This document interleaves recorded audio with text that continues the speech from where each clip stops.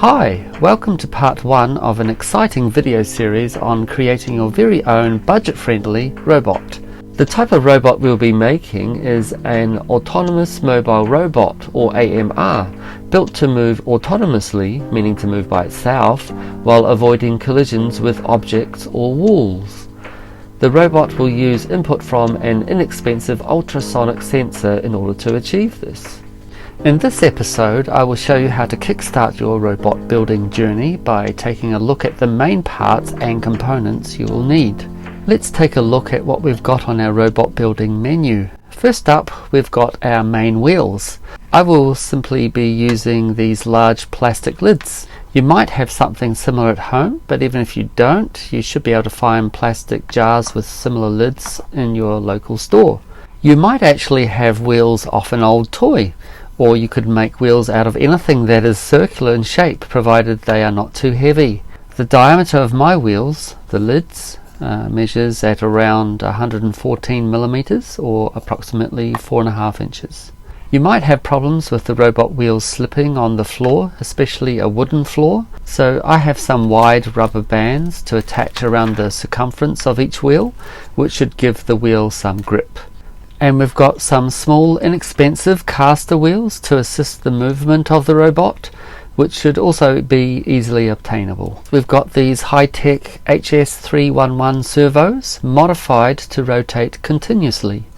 These servos in their standard form can be controlled to rotate within a range of 0 to 180 degrees. However, to drive the wheels of our robot, we will need to modify the servos to rotate continuously without any angular limits. Although you will lose angular position control of the servo motor, you will obtain speed control, which will be handy to have for controlling the movement of our robot. There will be a link to a video on how to modify the servo motor at the end of this video. For our robot's sturdy chassis, we will use a simple kitchen cutting board made of HDPE plastic. HDPE stands for high density polyethylene and is fairly strong, ideal for building a strong chassis for our robot.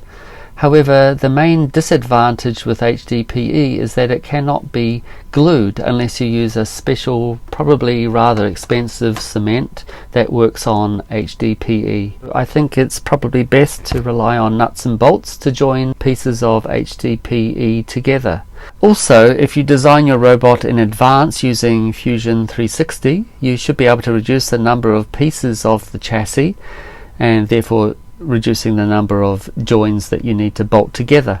Also, I will be making a video or maybe a couple of videos on how to use Fusion 360 to design your robot, so that's coming up. And now for the robot's body itself. At the moment I intend using Tamiya plastic sheets, which is called Tamiya Pla-Plate. These are really easy to cut and super glue. You can even shape these plastic sheets using a heat gun.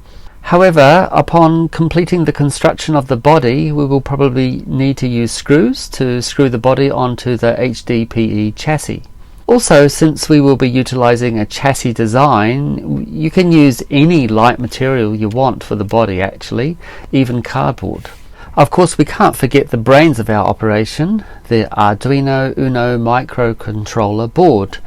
It's the heart of our robot, controlling all the movements and actions. To make our robot come alive, we'll be using the Arduino IDE, which is software for programming our robot.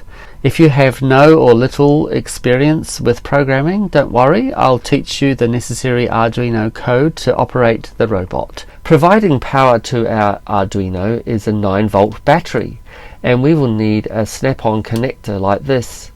For the servos, we've got a battery pack and 4 1.2 volt rechargeable batteries. This battery pack has an on and off switch, which comes in handy.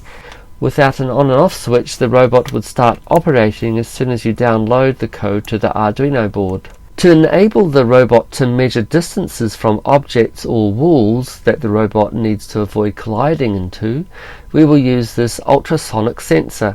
This ultrasonic sensor is an HCSR04 and only costs around $3 or $4 US.